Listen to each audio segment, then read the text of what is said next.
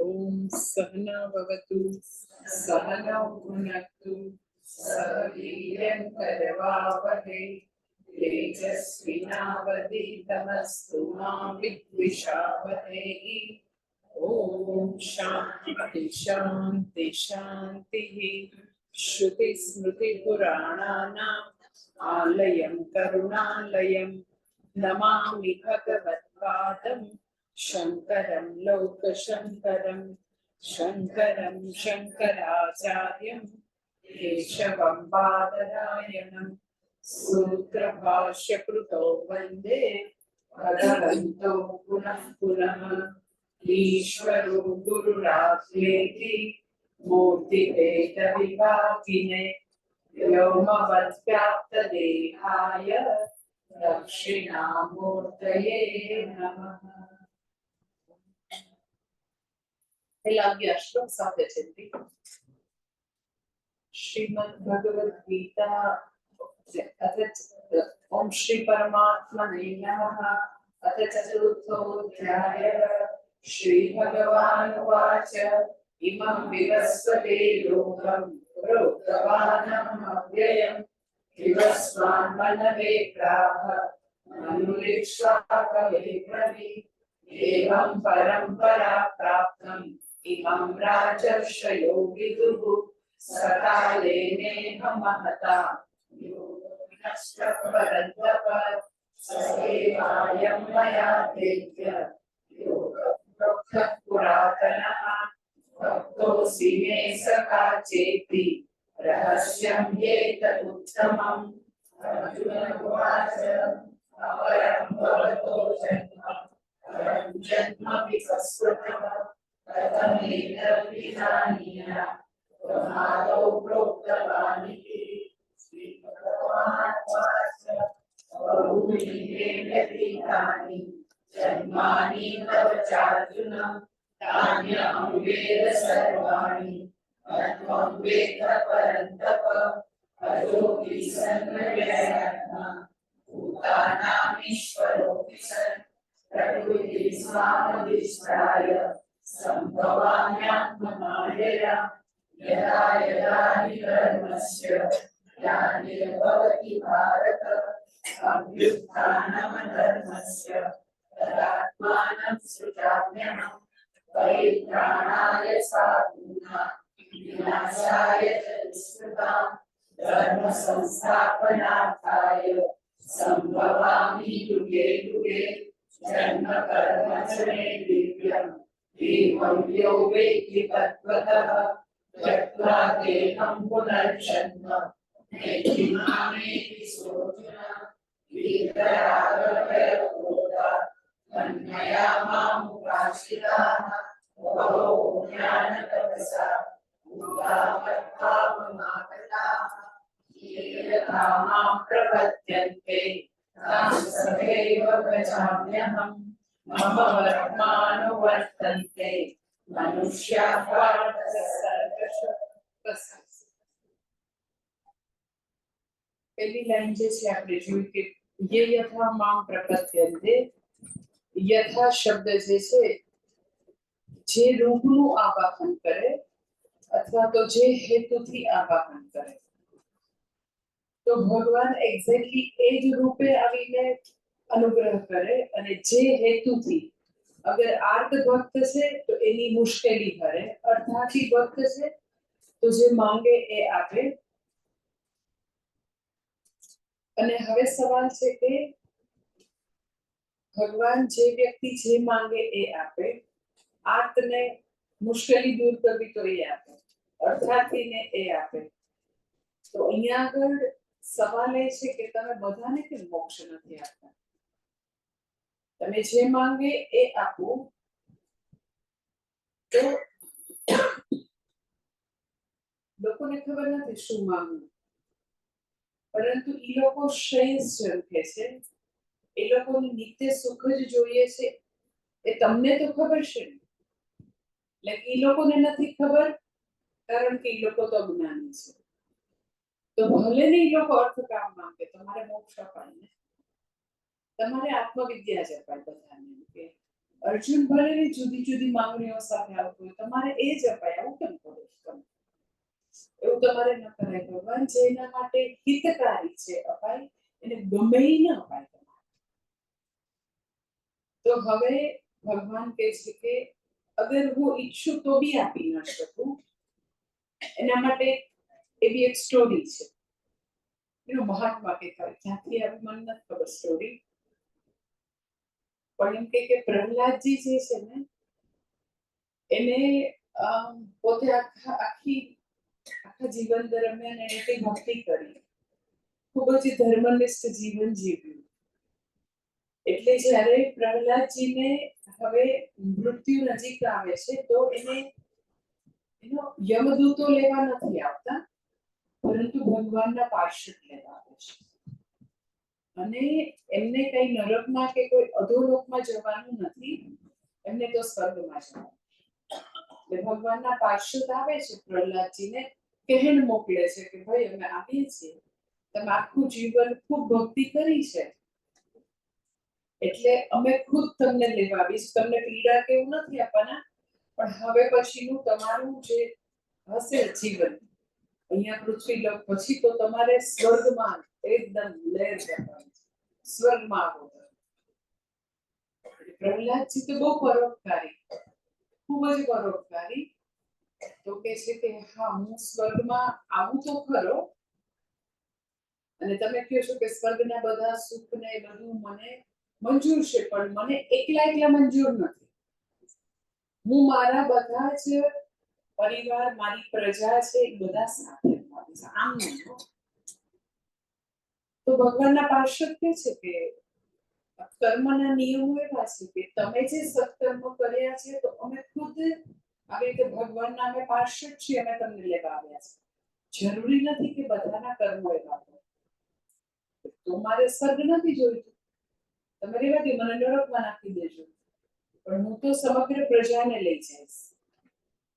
એટલે પછી તો ભગવાનના પાર્ષદ ભગવાનને વાત કરે છે, ભગવાન આવું તો એવું થશે, કર્મ અને કર્મફળના નીતિ નિયમો પ્રહલાદજી સમજતા નથી, એમ કે છે બધાને મારે લઈ જવા છે સ્વર્ગમાં.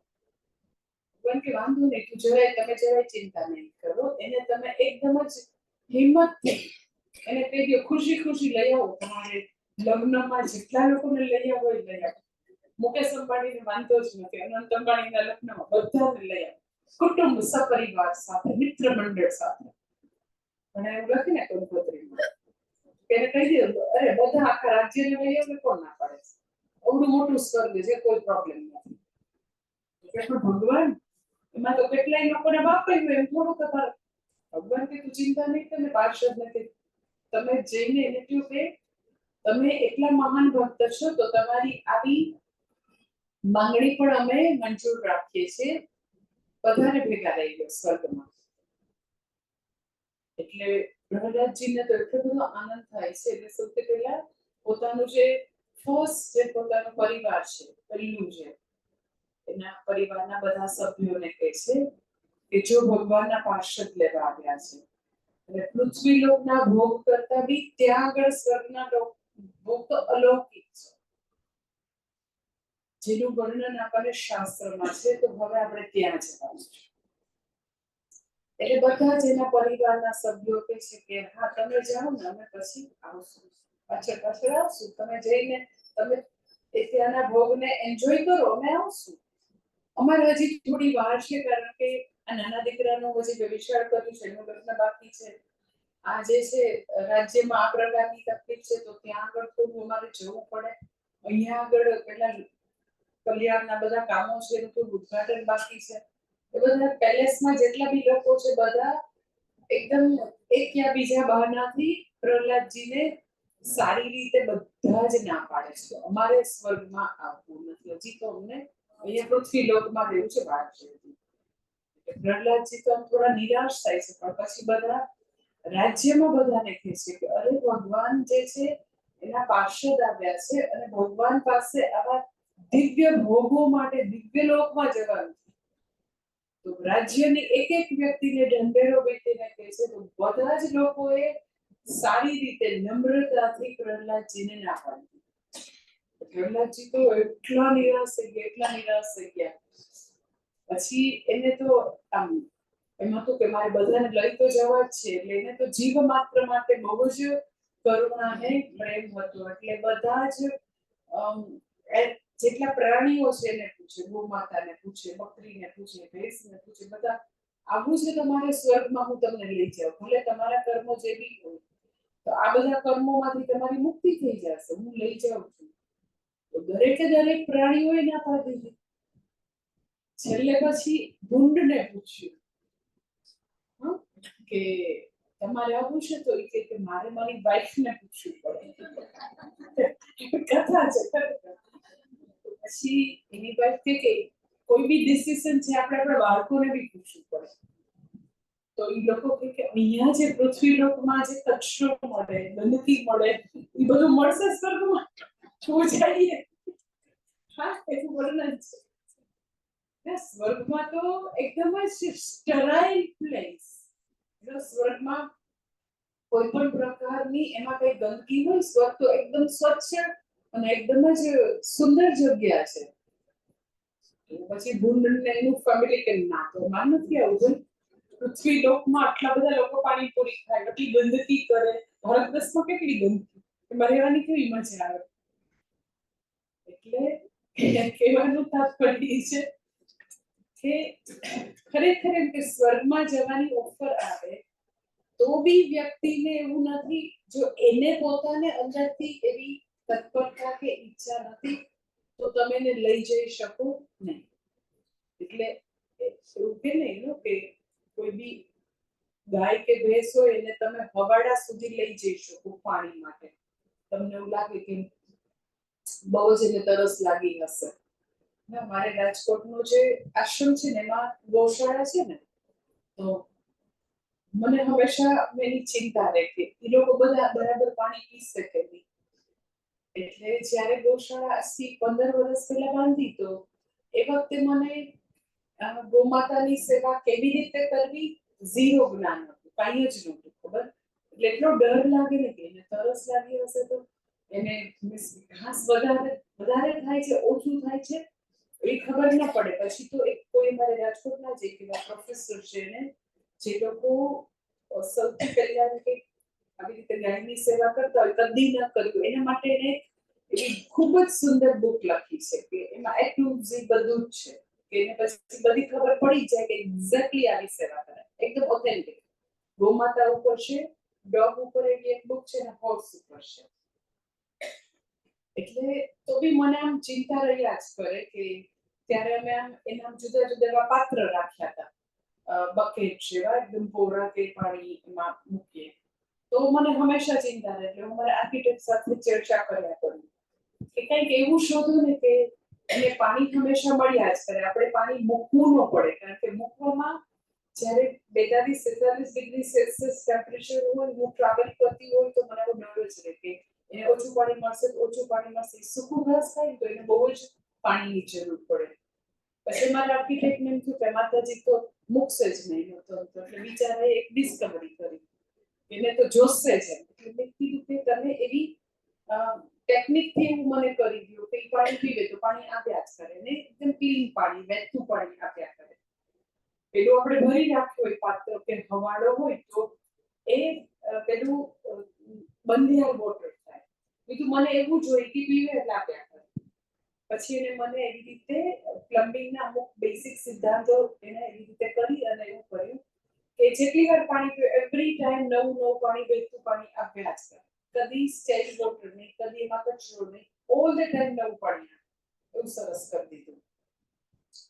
તો એમાં આપણને એવું થાય કે ગૌમાતા બહુ સરસ પાણી પીવે, જો આ પાણી પીતી નથી તો મને ઘણી વાર બહુ સોલો ચડી જાય તો નાના વાછડા નથી મને ઢગલા લઈને આમ કરવું. એકદમ જ આપણે એને હવાડા સુધી લઈ જાય અને નાનકડું વાશ આમ કરીને અંદર હવાડામાં મોઢું બી લઈ જાય. પણ એના પછીનું કામ કોનું છે તો કે એને પીવું હોય તો પીવે. હું આવું ફાઇન બધું બાંધકામ કરી શકું કે જેમાં હંમેશા વહેતું પાણી હોય. પછી મને બહુ હરખ ચડી જાય તો હું એના મોઢું પકડીને પાણી સુધી બી લઈ જાઉં, નીચું મોઢું બી કરું, પણ એને પીવડાવી શકું નહીં. એ ક્યારે પીવે તો કે જ્યારે એને તરસ લાગી હોય. એટલે જેને ભગવત પ્રાપ્તિની તરસ લાગી હોય એ જ લોકો જિજ્ઞાસુ બની શકે. બધા જ લોકો જે છે એને તમે એવું ચાહો કે બધાને ગીતાનું જ્ઞાન આપી દે, બધાને બસ આત્મવિદ્યા બાટી દો, બધાને જ્ઞાન થવું જોઈએ, ના. બધા લોકો જે છે એ અધ્યાત્મના માર્ગે ચાલતા જરૂર હોય પણ બધા આગળ પાછળ છે. અમુક હજી તો કે અધ્યાત્મના માર્ગે સ્પિરિચ્યુઅલ લાઈફમાં નથી ચડેલા, એ લોકો હજી રિલિજિયસ લાઈફ સુધી જ છે. આપણને એ ફરક સમજાતો નથી. આપણે જે લોકો રિલિજિયસ લાઈફ જીવે તો આપણે માનીએ છીએ કે એ લોકો આધ્યાત્મિક જીવન જીવે. રિલિજિયસ લાઈફ એટલે મેં તમને કીધું કે આવી 3 વસ્તુ હોય કે એ લોકો સામાન્ય ધર્મ પોતાનું એથિકલ લાઈફ જીવે છે, વિશેષ ધર્મ કર્તવ્ય કર્મનું પાલન કરે છે અને પોતાની ભક્તિ કરે છે. આ 3 વસ્તુનો સંગમ હોય તો એને તમે રિલિજિયસ લાઈફ કહી શકો. એવા લોકો જનરલી આર્થ અને અર્થાર્થી ભક્ત હોય. એ લોકો માનતા માનીએ, અમે જલારામ બાપાની માનતા માની છે એટલે અમારું આ કામ પતી ગયું. શ્રીનાથજી બાબા પાસે ગયા, અમે રોજ હવેલીએ જઈએ છીએ, અમે રોજ અભિષેક કરીએ છીએ, રોજ ઘરે પૂજા પાઠ કરે છે. તો એ એક જુદી આખી કર્મકાંડની પ્રેયરની એક લાઈફ છે, ધેટ ઇઝ કોલ્ડ ધાર્મિક જીવન. એટલે અર્જુન આજ સુધી આટલા બધા વર્ષો સુધી ધાર્મિક જરૂર હતો. આધ્યાત્મિક જર્ની એની ક્યારે શરૂ થઈ? તો કે જે દિવસે એને મૂળભૂત સમસ્યાને જોઈ શકવાની એનામાં શક્તિ આવી. એ જોઈ શક્યો કે મને બધી જ પ્રાપ્તિઓ છતાં ખાલીપો છે. ઘણી બધી સફળતા પછી પણ મને નિત્ય સુખ જોઈએ છે, એ કદી પ્રાપ્ત નથી થયું. અને મને પહેલી વાર સમજાણું કે all the time what I am seeking from bottom of my heart, all the time what I am seeking, અને હું જે કરી રહ્યો છું એનાથી જે પ્રાપ્ત થઈ રહ્યું છે એ બે વચ્ચે એક્ઝેક્ટલી કોઈ કનેક્શન નથી. જ્યારે વ્યક્તિને એવું સમજાય કે પોતે જે ઝંખે છે એ નિત્ય સુખ છે, દુનિયામાં જે કરી રહ્યા છે એનાથી નિત્ય સુખ નામની કોઈ વસ્તુ પ્રાપ્ત નથી થતી, એવા પ્રકારની જે પરીક્ષા છે, એનાલિસિસ છે, એ વૈચારિક યાત્રા છે, એ જે સર્ચ છે, એના પછી વ્યક્તિની આધ્યાત્મિક જર્ની શરૂ થાય. તમે તો અમે તો ક્યારના કેટલા વર્ષોથી ભગવદ ગીતા સાંભળીએ છીએ, સો વોટ એ સાંભળવાનું છે તો બી વ્યક્તિ હજી આર્થ અને અર્થાર્થીની કેટેગરીમાં હોય, રિલિજિયસ લાઈફ જ જીવતી હોય, પરંતુ એક્ઝેક્ટલી એને ફંડામેન્ટલ પ્રોબ્લેમ, મૂળભૂત સમસ્યા ન સમજાય હોય એવું બની શકે. એટલે આર્થ અને અર્થાર્થી ભક્ત જ્યારે જિજ્ઞાસુમાં કન્વર્ટ થાય ત્યારે એ જ સામેથી એને આત્મવિદ્યાની જ્ઞાન પ્રાપ્ત કરવાની તરસ જાગે. એટલે પહેલા જે વ્યક્તિ જે છે એ ગુરુ પાસે ગઈ હોય એને મુમુક્ષુ કહેવાય. મોક્ષ છે એને ખાલી એવું જોઈએ કે મારે દુઃખમાંથી છૂટવું છે. જેટલા બી એવી જુદી જુદી સંસ્થામાં જતા લોકો છે એ બધાને એવું છે કે દુનિયામાં નિત્ય સુખ નથી, અમે કોઈ ગુરુ પાસે કોઈ સંસ્થામાં જઈને કાંઈ બી સેવા કરશું, કાંઈ બી કરશું તો કદાચ અમને નિત્ય સુખ શબ્દ ખબર ન હોય, પોતાની મૂંઝવણ જે છે, પોતાને સેન્સ ઓફ લેક છે એને એ શબ્દોમાં મૂકી ન શકે, મૂંઝવણને મૂકી ન શકે, પણ એક સર્ચ હોય અંદર, એક શોધ હોય. પછી જ્યારે ભણે ત્યારે ખબર પડે કે હા એક્ઝેક્ટલી આ જ સર્ચ હતી, આ જ શોધ હતી. એટલે જેટલા બી લોકો કેસરી કપડા પહેરીને બી ત્યાં આગળ જુદી સંસ્થાઓમાં બિચારા બેઠા છે જે જ્ઞાન અપાતું નથી, ઓર વ્હાઈટ કપડા પહેરે છે, તો એ બધા ઓનેસ્ટ લોકો છે, સિન્સિયર છે, સિરિયસ છે, સુખની શોધમાં નીકળ્યા છે, ભલે પછી બીજે ભટકી જાય ત્યારે અલગ હતી. એ બધાને મુમુક્ષુ કહેવાય. પણ જ્યારે એ મુમુક્ષુને એવું ખબર પડે કે જ્ઞાનાત એવ કૈવલ્યમ, જ્ઞાન પ્રાપ્ત કરવાથી જ મને નિત્ય સુખ પ્રાપ્ત થશે.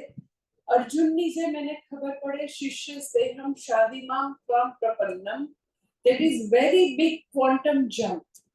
વેરી બિગ કે હવે મુમુક્ષુનું સાધકનું આર્થ કે અર્થાર્થી જે ભક્ત છે એનું હવે તો કે જિજ્ઞાસુ ભક્તમાં આવું રૂપાંતરણ થાય.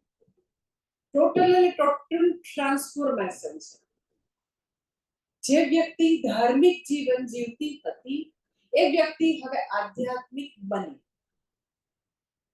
તમે એમ કહો કે સીધે સીધું આધ્યાત્મિક ન બને. ધર્મના પાયા ઉપર જ અધ્યાત્મની ઇમારત ચણાવવાની છે. ભક્તિ છે તો અધ્યાત્મ આવશે, એથિકલ લાઈફ છે તો અધ્યાત્મ આવશે, કર્તવ્ય કર્મ બજાવ્યું છે તો અધ્યાત્મ આવશે.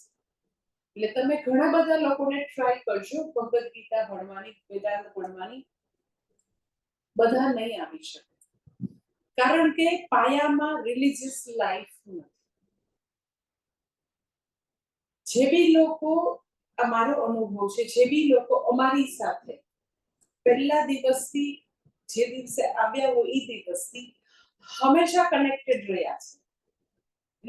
ઘણા બધા લોકો પહેલી વાર અહીંયા સાંભળવા આવ્યા હોય, શ્રવણ કરેલું હોય તો એ લોકોને હંમેશા એવું થાય માતાજી એવા બ્લેસિંગ આપો ને કે અમે હંમેશા હવે અમારી આધ્યાત્મિક જર્ની અમારી હવે ચાલુ છે. કદી હવે આ પંથને તમારી પાસે વેદાંત ભણવા આવ્યા છે, વિદ્યાનો માર્ગ એ હવે ત્યાગીએ નહીં. તો એ તમારો સંકલ્પ અને તમારી પ્રેયર તો બહુ સારી વસ્તુ છે.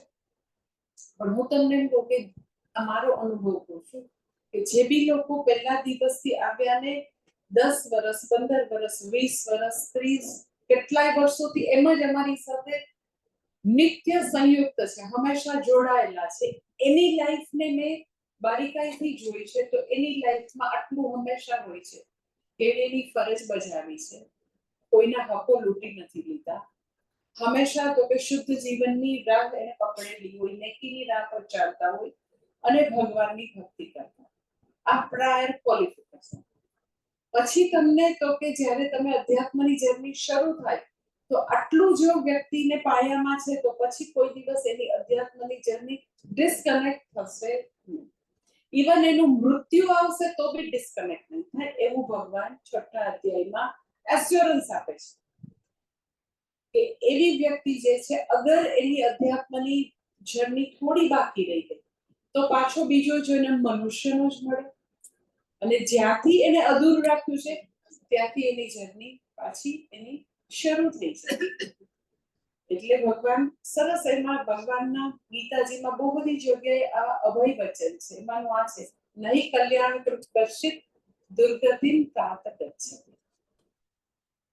એટલે આદિ શંકરાચાર્યજી સંગતિમાં જે વસ્તુ કીધી હતી કે ભગવાન તમે અનફેર છો, કોઈકને તમે મોક્ષ આપો ને કોઈકને ન આપો તો ભગવાન કહે છે ના હું અનફેર નથી, હું બધાને મોક્ષ આપવા ઈચ્છું તો પણ એની હજી વૈચારિક યાત્રા એને પોતે અર્થકામના પુરુષાર્થનું યથાર્થ રીતે વિશ્લેષણ નથી કર્યું તો એ વ્યક્તિ હજી એની જિજ્ઞાસા જાગૃત નહીં થાય.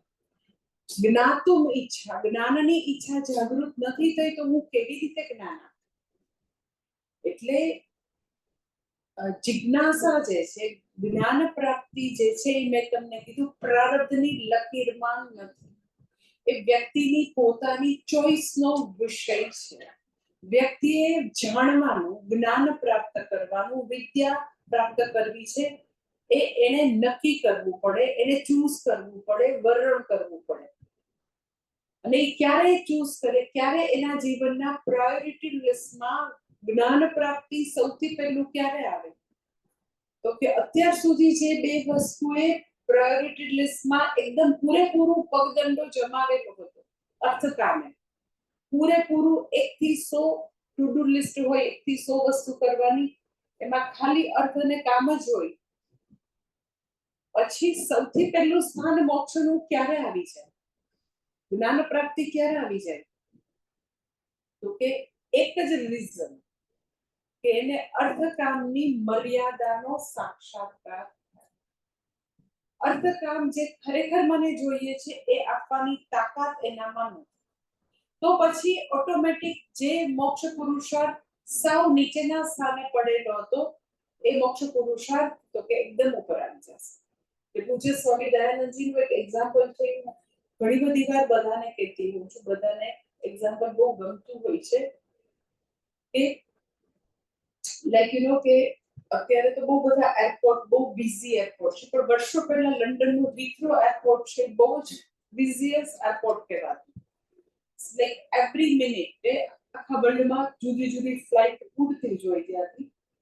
એટલે સપોઝ તમે લંડન હીથ્રોમાં બેઠા હો એરપોર્ટ ઉપર, તો તમે કે like you can say Delhi કે બોમ્બે થી તમે લંડન, ને પછી લંડન થી તમારે એવું હોય કે નેવાર્કની કે તમારી ત્યાંની ફ્લાઇટ હોય અમેરિકાની, ટેક્સાસની કે કોઈ બી હોય, તો તમે બેઠા હોય હીથ્રોમાં કે હવે બીજી ફ્લાઇટ લેવાની છે લંડન થી બદલાઈ, તો તમે એર ઇન્ડિયામાં ટ્રાવેલ કરીને બોમ્બે થી લંડન આવ્યા, પછી હવે તમારી હવે પછીની ફ્લાઇટ જે છે એ ક્યારે ઉપડે એ ત્યાં ઓલું ડિસ્પ્લે બોર્ડ હોય એમાં લખેલું હોય. તમે એર ઇન્ડિયામાં આવ્યા હોય તો તમે આમ જુઓ ડિસ્પ્લેમાં જઈ, તો તમારું એર ઇન્ડિયા છે 100 માં સ્થાને લેઓવર એટલો હોય તો 100 માં સ્થાને પડેલું હોય, એટલે તમે બેસો કંઈક દૂર જગ્યા હોય ત્યાં, અને પછી હવે ધારો કે એવરી મિનિટ એક ફ્લાઇટ ઉપડતી હોય, ટેક ઓફ થતી હોય, તો જે લોકો પેસેન્જર બેઠા હોય આટલું બિઝી એરપોર્ટ હોય, તો એ લોકોએ કંઈક કરવું પડે ને કે જે પહેલા નંબરે ફ્લાઇટ હોય એ ગઈ અને તમારું 100 માંથી પછી ક્યારે આવે 99 નંબર આવી છે, તો એ પહેલા નંબરની ફ્લાઇટ ઉપડી એવું બધાને ખબર પડે પેસેન્જરને. એટલે હીથ્રો એરપોર્ટમાં એ વખતે એવું હતું કે એકદમ અવાજ આવે, બળ એવો અવાજ આવે, એટલે પેસેન્જરને ખબર પડે ઓકે આખું હવે 99 માં આવી ગયું. પછી તો કે થોડી વારમાં બીજી ઉપડે, એર ફ્રાન્સ ઉપડી, એ સેકન્ડ નંબરે હતી, તો પાછું બળ મોટેથી અવાજ આવે, એટલે તમને ખબર પડે કે આખું એર ઇન્ડિયા જે છે હવે આવ્યું 98માં નંબરે, પછી તો કે 97માં નંબરે, પછી તો કે 96માં નંબર, એમ. એટલે હજી એમ કે ટેક ઓફ થવામાં તો વાર છે, હજી આગળ 96 છે, પણ ધીરે ધીરે ધીરે ધીરે ધીરે કરતા એક સ્ટેપ ઊંચી ચડતી જાય એર ઇન્ડિયા, અને જ્યારે પહેલા નંબરે આવે પછી તો કે ફટાક કરતું એ ટેક ઓફ થાય. એમ અત્યારે પણ મોક્ષ ક્યાં પડેલી હોય 100 માં નંબરે, 1 થી 99 માં શું હોય, તો કે પછી તો આ જે છે એ આટલા બંગલો બનાવવાનું છે, પછી બીજો દીકરો છે એનો ફ્લેટ પણ બનાવવાનો બાકી છે, પછી આ દીકરીનું જે છે એના હસબન્ડને થોડું જોબનું બરાબર નથી બી કરવાનું છે, પછી ઓલા ભત્રીજાનું આમ કરવાનું છે, 1 થી 99 માં કેટલાય એટલે કેટલાય અનેક એજન્ડા હોય. આ બિચારું 100 માં નંબરે એર ઇન્ડિયા પડ્યું હોય,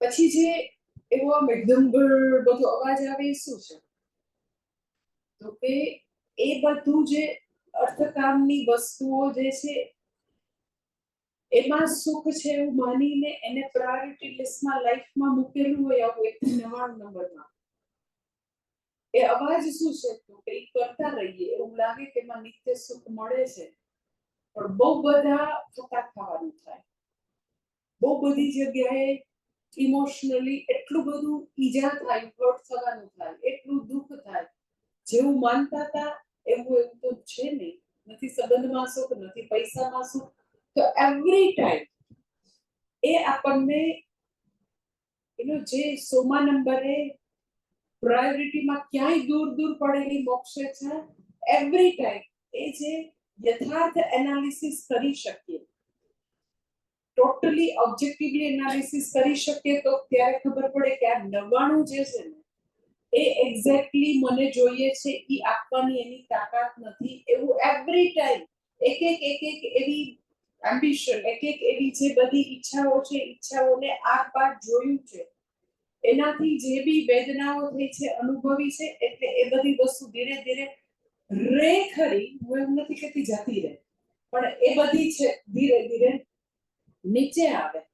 મોક્ષ ઈચ્છા છે ધીરે ધીરે ધીરે ધીરે પ્રાયોરિટી લિસ્ટમાં સૌથી પહેલી આવે, અને તો કે આવી અધ્યાત્મનું ઉડ્ડયન એ ટેક ઓફ કરી લે એ પ્લેન, અને એ પછી તો કે એ અવકાશમાં જાણે કે એ યાત્રા શરૂ થઈ જાય, પછી આ બધું રહે ખરું, પણ મોક્ષ જે છે એ પ્રાયોરિટી લિસ્ટમાં હંમેશા સૌથી પહેલા હોય. તમે એમ કોઈ પહેલા હોય ને 100 માં હોય, ફરક શું પડે? બહુ જ મોટો ફરક પડે.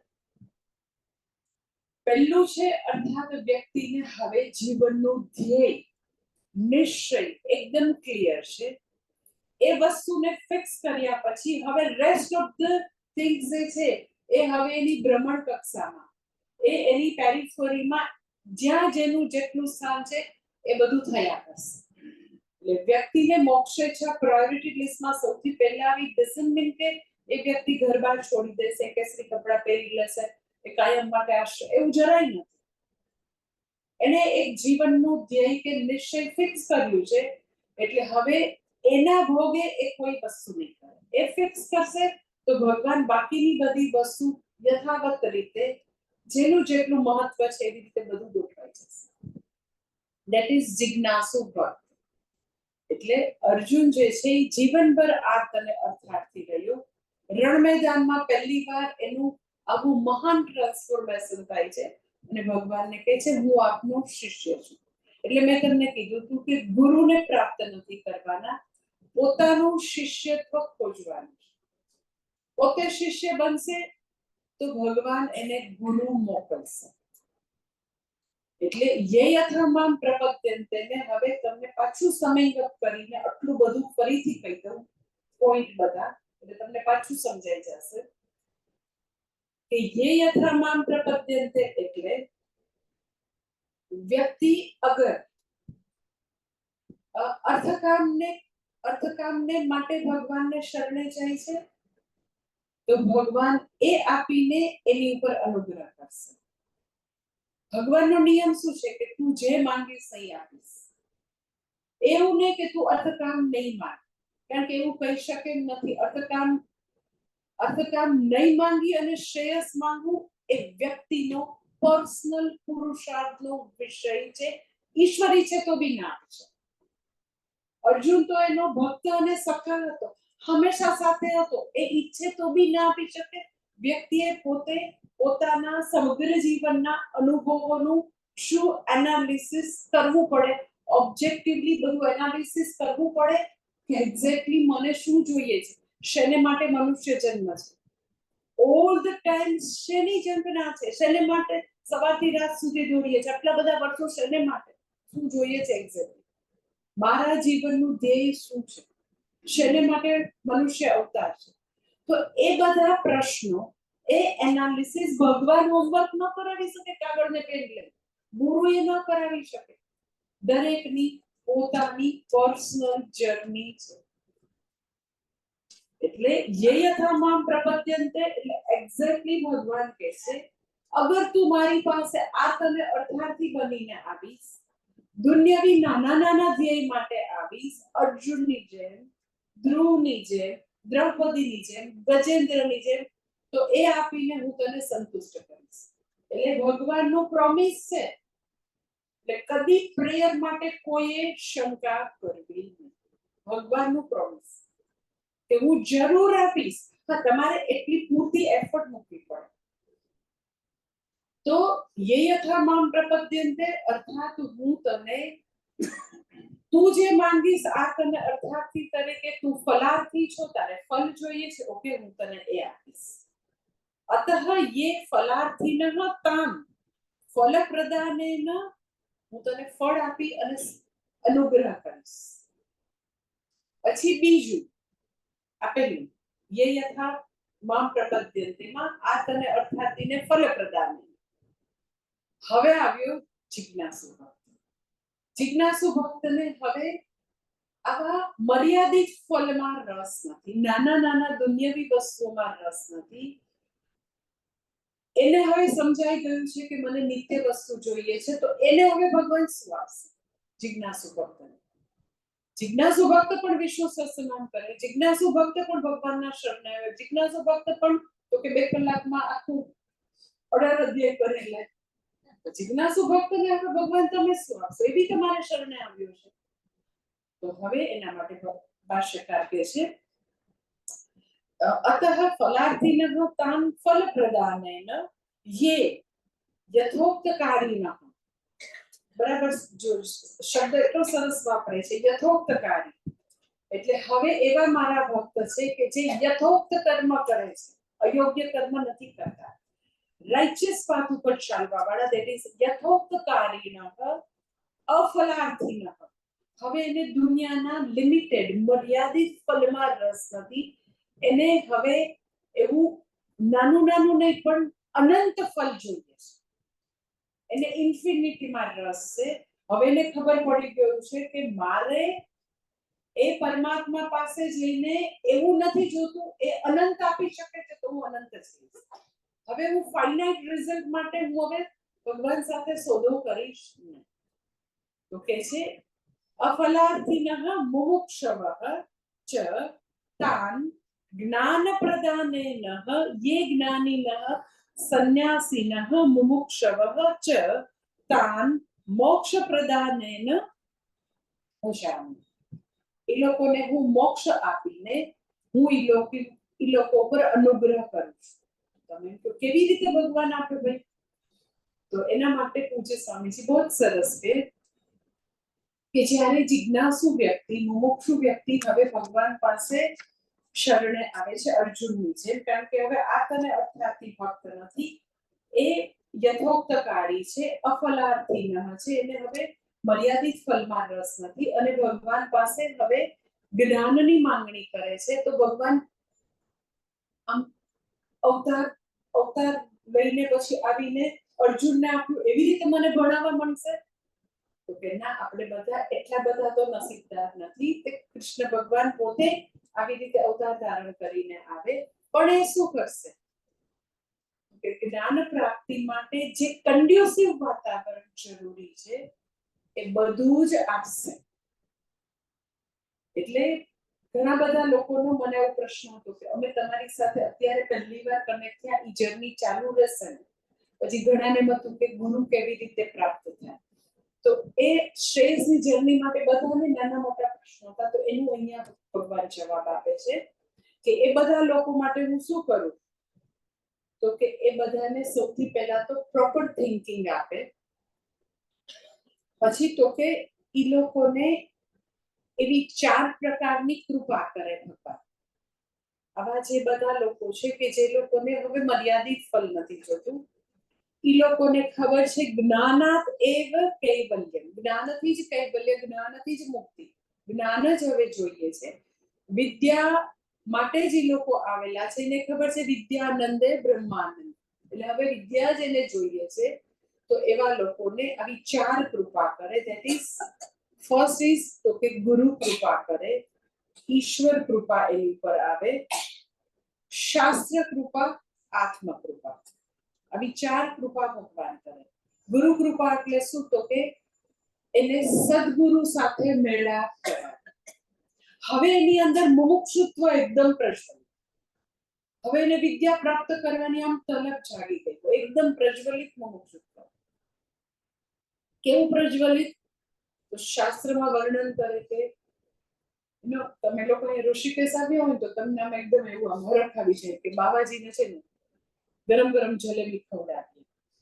કોઈ એવા સાધુ બાબા હોય, તમને ખબર હોય કે એને જલેબી બહુ ભાવે છે, તો તમે હાથમાં પડ્યો લઈ અને તમે એ બાબાજી જે કે સંન્યાસી હોય એની શોધમાં નીકળાવો કે તમને ખબર હોય કે એને બહુ ભાવે છે, તો એ બાબા જે છે સાધુ બાબા, તો એની બહુ લાંબી છટા અને એ એવી રીતે ક્યાંક ધૂણી દખાવેલી હોય ત્યાં બેઠા હતા અને એની જટામાં લાગી આગ, એકદમ સળગવા માંડી લાંબા વાર.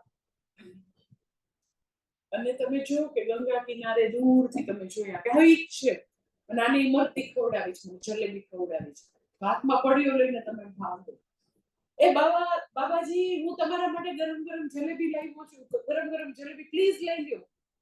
બાબાજીની જટામાં લાગી છે આગ. તમારી ઇમરતી ખાવા જલેબી ખાવાનું, એ એકદમ દોડીને એને શું થાય, જટામાં આગ લાગી છે તો જલ્દીથી ગંગાજીમાં ઝંપલાવું અને કેમે કરીને આગને ઉઠાવું. એમ જે વ્યક્તિનું મુમુક્ષુત્વ, જિજ્ઞાસુત્વ આવું દીપ્ત શિખાવત, એકદમ આમ જટામાં આગ લાગ્યું એવું આમ પ્રજ્વલિત થયું હોય, એવી વ્યક્તિને એની પ્રાર્થનાઓ થકી ભગવાન એને સદગુરુ સાથે મેળાપ કરાવે. કયા સદગુરુ? તો મેં તમને વ્યાખ્યા આપી છે, શ્રોત્રિય બ્રહ્મનિષ્ઠ ગુરુ સાથે મેળાપ કરાવે. કરાવે તો કરાવે. મેં તમને કીધું કે કેટલાય લોકો અમને જોતા હોય. લાઈક હું જ્યાં રહેતી હોઉં ભાઈલીમાં કે રાજકોટમાં મુજકાશ્રમમાં, તો અમે લોકો બહાર નીકળતા હોય, ટ્રાવેલ કરતા હોય, તો કેટલાય ના જોતા હોય. તો કોઈને અમારામાં ગુરુભાવ થાય? કોને નીકળતા હોય સંન્યાસીનું દર્શન થાય તો જરૂરી તો નથી ગુરુભાવ થાય. હા, આપણે ભારત વર્ષમાં હોય તો એવો મને અનુભવ છે કે આખા દેશમાં જ્યાં બી જાઓ તો એ લોકોને આદર હોય, એની હું ના નથી પાડતી. ચાહે એરોસ્ટેસ હોય, ચાહે કાઉન્ટર ઉપર બેઠેલી વ્યક્તિ હોય, બધા એક સંન્યાસી માટે એક ખૂબ જ એનો આદરથી જોતા હોય અને એને એવું થાય કે આપણે એને બીજા કરતા વધારે સારી ટ્રીટમેન્ટ આપીએ, આપણે હેલ્પ કરીએ, એવું હોય છે. પણ એ મને તરત જ એમ કે ગુરુ બનાવી દે, હવે તમે તમારા ગુરુ બનાવો, એવું થોડી થવાનું. એટલે જે અફલાર્થીના છે, યથોક્તકારી છે, જિજ્ઞાસુ ભક્ત છે, એને ભગવાન ગુરુ સાથે મેળાપ કરાવે તો કરાવે, પણ ગુરુમાં એની શ્રદ્ધા દ્રઢ બનાવે. અર્જુનને ભગવાન હતા, પણ એને સદગુરુ કે જગતગુરુ જેવો ભાવ આજ સુધી નતો થયો. પ્રેમ ખૂબ હતો, ખૂબ જ એના સખા હતા. ઇવન દ્રૌપદીને બી એટલો પ્રેમ. દ્રૌપદીને ભગવાન હંમેશા સખી કહેતા. હા, તો એકદમ પ્રેમ હતો, પ્રેમનો સંબંધ હતો, પણ પ્રેમ અને રિસ્પેક્ટ બે જુદી વસ્તુ છે. તો સૌથી પહેલું એમ કે ભગવાન જિજ્ઞાસુ ભક્ત ઉપર કૃપા આવી રીતે કરશે. સૌથી પહેલા સદગુરુ આપે અને સદગુરુમાં ગુરુભાવ કરાવે. ધેન સેકન્ડ થિંગ, જેટલા લોકો જોડાયેલા છે બધા લોકોનો અનુભવ છે કે તમે પહેલે દિવસે આવ્યા હોય ત્યારની શ્રદ્ધા, શરણાગતિ આજની કઈ છે. તો ડે બાય ડે ભક્તિ, શ્રદ્ધા, શરણાગતિ વધતી ચાલશે. ભગવાનના ભક્ત હંમેશા કે ભગવાન તમારા માટેની ભક્તિ અમારી દિન પ્રતિદિન વધે. તો કેવી રીતે અનુગ્રહ કરે જિજ્ઞાસુ ભક્તો? એને સદગુરુ સાથે મેળા, પછી રોજે રોજ એની શ્રદ્ધા વધે. ધેટ ઇઝ નોટ અંધશ્રદ્ધા. શ્રદ્ધા વધવાનું રીઝન શું ખબર છે? હું તો મારો અનુભવ તમને કહું કે તમે જેટલું શ્રવણ કરો એટલી તમને ગુરુની મહાનતાનો ભાન થાય. સાચે કે હું સ્વામીજી પાસે, પૂજ્ય સ્વામી દયાનંદજી પાસે આવી તો એવરી ટાઈમ એક લેક્ચર ભણીને આહા, અને એમ કરીને એ રિસ્પેક્ટ રોજે વધ્યું છે. રોજે કે આટલું મહાન જ્ઞાન એમની પાસે છે, આટલી બધી અમારી ઉપર આટલું કમ્પેશન છે કે એમને જ્ઞાન દેવા માટે તો હિમાલયમાં બેઠા રહે. અહીંયા સુધી શા માટે આવ્યા રાજકોટમાં? શા માટે પૂજ્ય સ્વામીજી આવા આશ્રમો બાંધીને આટલો પરિશ્રમ કરે? એટલે કેવી રીતે ભગવાન કે હું અનુગ્રહ કરું? તો કે ગુરુ આપું, ગુરુ પરની શ્રદ્ધા, નોટ અંધશ્રદ્ધા, ડે બાય ડે વધારે. પછી સાથે સાથે તો કે એને જેમ જેમ શ્રવણ કરે એટલે એને આવી રીતે એનું વૈરાગ્ય, એનામાં દૈવી સંપત્તિ આપે. સાથે સાથે તો કે વિદ્યા પ્રાપ્ત કરીને વિદ્યા ટકાવવા માટે સત્વ ગુણની પ્રધાનતા જોઈએ. એટલે હું એની તો કે તમસમાંથી એને રજસમાં ઉઠાવું, રજસમાંથી સત્વ ગુણની પ્રધાનતા એના જીવનમાં પ્રદાન કરું, દૈવી ગુણો આપું. એટલે આત્મજ્ઞાન પ્રાપ્તિ માટે જે વસ્તુ કન્ડ્યુસિવ છે, જરૂરી છે, એ બધી વસ્તુ આપી અને હું એની ઉપર અનુગ્રહ કરું, એનું અંતઃકરણ શુદ્ધ કરું. એને તો કે આ વિદ્યા માટે એની જે ઇનર ઇન્ફ્રાસ્ટ્રક્ચર કહીએ, કે ઘણા બધા લોકો મેં જોયા છે કે એ લોકો એકવાર કોલેજમાં કે ભણવાનું મૂકી દીધું પછી ક્યારેય નોટ ને પેન હાથમાં જ ના લીધા હોય, તો પછી પાછું ફરીથી ભણવાનું શરૂ થાય છે. ઘણા બધા લોકોના ઘરમાં એના દીકરા દીકરી કે પૌત્ર પૌત્રી કે તમારી દાદા સ્કૂલે જવાનું, તમારી નોટ ને પેન લઈ જવાનું, તો એમ કે પાછી વિદ્યા પ્રાપ્ત કરવાની તત્પરતા આપે. પછી અંતઃકરણ શુદ્ધિ માટે સેવા જરૂરી છે, તો સેવા કરવાની સમજ આપે, એવી સ્કિલ આપે કે કરી શકે. એટલે જ્યારે વ્યક્તિને જ્ઞાન પ્રાપ્ત કરવું છે તો ભક્તિ જોશે, સેવાની તત્પરતા જોશે, સેવાની અક્કલ જોશે. સેવા કરવી છે પણ અમુક લોકો મેં એવા જોયા છે એને ગુરુ સેવા બહુ કરવી પડે, કાંઈ જ આવડે નહીં. હવે એવા બહેનો કિચનમાં આવે રસોડામાં, માતાજી માટે સ્વામીજી માટે કંઈક કરું તો મને એટલો કંટાળો આવે કે આ બહાર નીકળ્યું તો સારું, કારણ કે એ વ્યક્તિ આડી ને આડી આવે, કારણ કે એનામાં કોઈ પણ પ્રકારની આમ જેને કહેવાય કે જે એકદમ તત્પરતા, પછી આમ સ્ફૂર્તિ, સૂઝકો, એટલે સૂઝકો કે ફટફટ કરવાનું, ક્લીન કરવાનું, ઓર્ગેનાઇઝ કરવાનું કરેલું જ ન હોય કોઈની જિંદગીમાં. હા, તો કેવી રીતે કરી શકે? તો એમ કે હું ગાર્ડન, એક બેન મને રાજકોટમાં આવીને કે મારે તમને એમ ગાર્ડનમાં હેલ્પ કરવી છે. તો હવે એ બેનને મને કે આપણે એમ કરીએ કે થોડા નારિયેળ વાવી દઈએ. આખો રોડ આપણા આશ્રમનો સૌથી પહેલો બે બાજુ નારિયેળી વાળો છે. તો મેં અહીંયાથી આટલું બધું પસાર થાય છે તો આટલું સિમ્પલ ઓબ્ઝર્વેશન નથી કે નારિયેળ કરતા ઉકેલા છે, નારિયેળ કઈથી લાવવાના છે. તો સેવા કરવી તો તદ અનુરૂપ સ્કિલ જોઈએ, બુદ્ધિ જોઈએ, તેજસ્વીતા જોઈએ, તત્પરતા જોઈએ, કેટલું બધું જોઈએ ને. તો એના વિના, સેવા વિના કદી પાત્રતા આવવાની નથી. ગુરુ સેવા અને સનાતન ધર્મની સેવા ન કરીએ ત્યાં સુધી આપણને ઇનર ઇન્ફ્રાસ્ટ્રક્ચર જે જરૂરી છે ભણવા માટે બધું નથી મળવાનું. એટલે જ્યારે જિજ્ઞાસુ ભક્ત ભગવાનને શરણે જાય તો ભગવાન એમ કે હું એની પર અનુગ્રહ કરું છું, તો આ જરૂરી બધી વસ્તુ ધીરે ધીરે પ્રદાન કરે. એટલે મને ઘણા બધા જે લોકો સ્ટુડન્ટ્સ લાઈક બોમ્બેમાં કે બરોડામાં કે એ લોકો ગુરુ સેવા કરવાની શરૂઆત કરી હોય ને ત્યારે એ લોકોને આમ એટલું બધું આવડતું ન હોય, કારણ કે જાહેરના કામ કરવાની એની અનુભવ જ ન હોય, અને એ લોકોને પોતાને અંડર એસ્ટિમેટ કરતા હોય કે અમે કરી શકશું, કલેક્ટર સાથે વાત કરીને પછી આ પરમિશન લેવાની છે, આ પ્રિન્ટિંગ કરવાનું છે, આ પ્રચાર કરવાનું છે, ન્યૂઝપેપરમાં આપવું છે, હોર્ડિંગ મૂકવાના છે. એક પણ એક્સપિરિયન્સ ન હોય અને એકદમ એવું બી લાગતું કે અમે નહીં કરી શકીએ. પણ તત્પરતા છે, શરણાગતિ છે, કરવું છે તો પાછું ધીરે ધીરે ધીરે તો કે એ બધી વસ્તુ લોકો શીખતા જાય, અને તો કે શીખતા જાય અને ખૂબ સારી રીતે કરતા જતા. એનું નામ તો કે ભગવાન આપણને સેવા માટેની શ્રદ્ધા બી આપે, લાયકાત બી આપે, અને સેવા થકી આપણું અંતર્કણ શુદ્ધ પણ કરી આપે. એટલે જે બી લોકો યથોક્તકારી છે, જે લોકો અફલાર્થી છે, જે લોકોને મોક્ષ જ જોઈએ છે, જ્ઞાન જ જોઈએ છે, જિજ્ઞાસુ ભક્ત જોઈએ છે, ભગવાન કે એની પર હું આ રીતે કૃપા કરું છું. અને પછી હવે that is જ્ઞાન પ્રદાનેન અહમ ભજામિ. એટલે અર્થાર્થી જિજ્ઞાસુ બધા ઉપર જે વ્યક્તિ જે માંગે તો મારા ભંડારમાં બધા માટે બધું આપવાનું છે. જે વ્યક્તિ જે માંગે હું આપું છું. that is first line. બીજી લાઈન પણ એકદમ ઇન્ટરેસ્ટિંગ છે. બીજી લાઈનમાં કહે છે મમ વર્તમ એવ અનુવર્તન્તે મનુષ્ય પાર્થ સર્વશ. કે હે અર્જુન, બધા જ લોકો જાણીએ અજાણીએ મારા જ માર્ગનું અનુસરણ કરે છે. બધા મારા માર્ગ ઉપર જ છે. સવાલ થાય કે ભગવાન નાસ્તિક કોઈ તમારા માર્ગ ઉપર છે? એને તો જરાય એટલે જરાય તમારામાં રસ નથી. એ તો ઉલટાનું જ્યારે બી એને ચાન્સ મળે તો તમારી તો નિંદા કરતા હોય છે.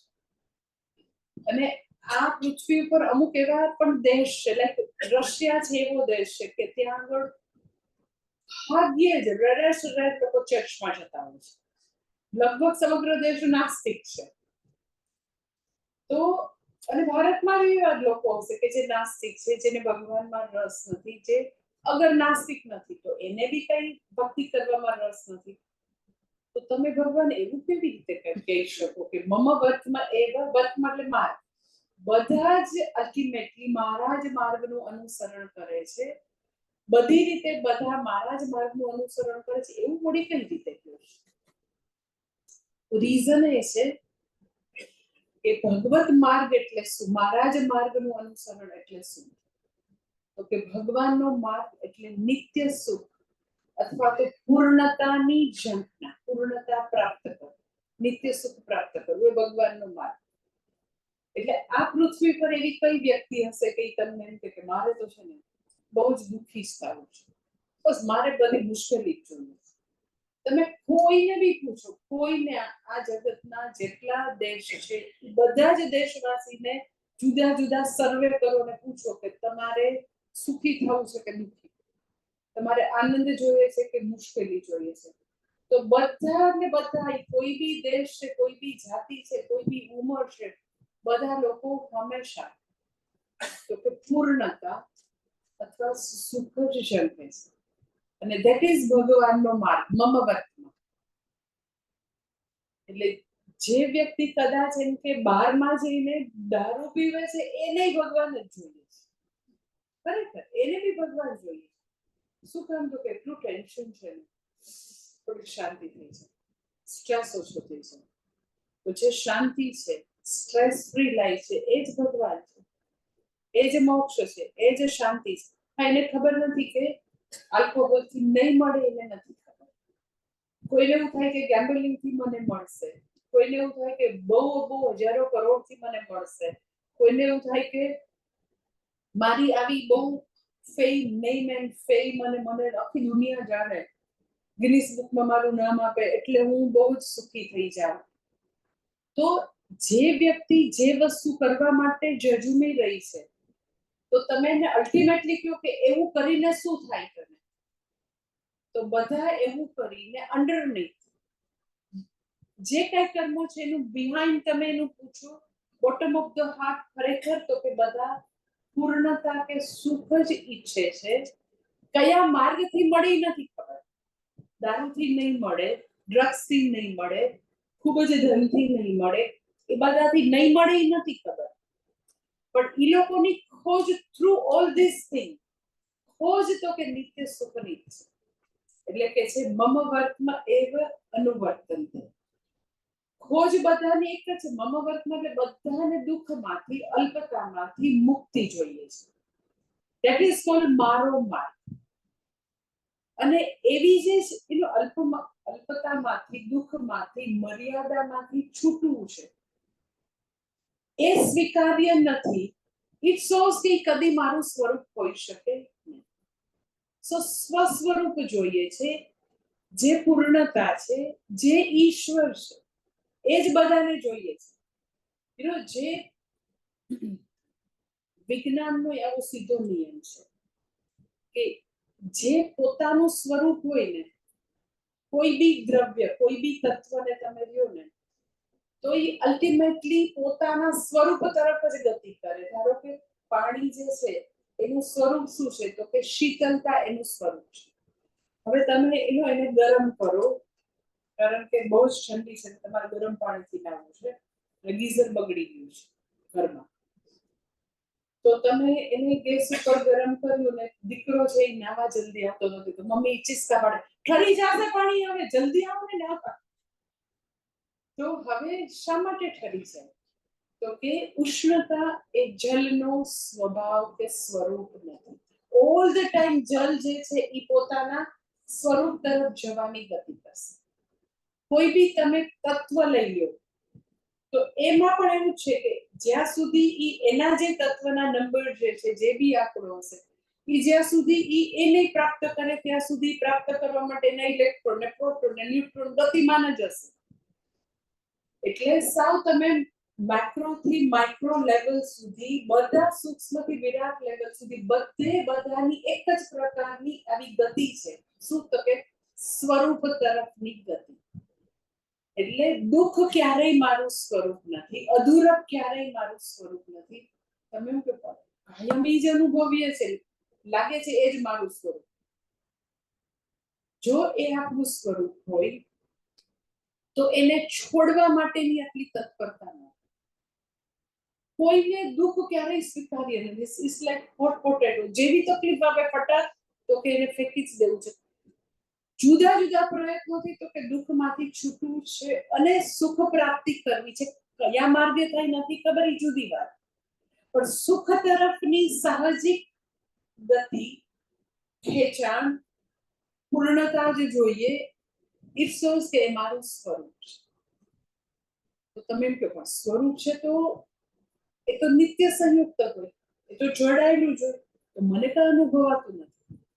સ્વ સ્વરૂપનું અજ્ઞાન. અજ્ઞાન એટલી જબરજસ્ત વસ્તુ છે કે એ નિત્ય પ્રાપ્ત હોય તો બી અજ્ઞાનને કારણે વ્યક્તિ કદી અનુભવી ન શકે. એટલે કર્ણ જે છે એને કૌંતેયપણું નિત્ય પ્રાપ્ત હતું તો બી હંમેશા એ એનાથી જોજનો દૂર જ રહ્યો, કારણ કે સ્વ સ્વરૂપનું અજ્ઞાન. એટલે ભગવાન અહીંયા કહે છે મમ વર્તમ એવ અનુવર્તન્તે. બધા અલ્ટિમેટલી સુખ પ્રાપ્તિના માર્ગમાં અને અપૂર્ણતા છોડવાના માર્ગમાં જ છે. એટલે મમ વર્તમ એવ અનુવર્તન્તે મનુષ્ય પાર્થ સર્વશ. અને હજી આગળ બી ભગવાન વર્ણન કરે છે, કાલે જોઈશું. ઓમ પૂર્ણમદ પૂર્ણમિદં પૂર્ણમુદચ્યતે પૂર્ણસ્ય પૂર્ણમાદાય પૂર્ણમેવાવશિષ્યતે. ઓમ શાંતિ શાંતિ શાંતિ. હરિ ઓમ શ્રી ગુરુભ્યો નમઃ. હરિ ઓમ. એક એનાઉન્સમેન્ટ છે 2 મિનિટની. ક્વિકલી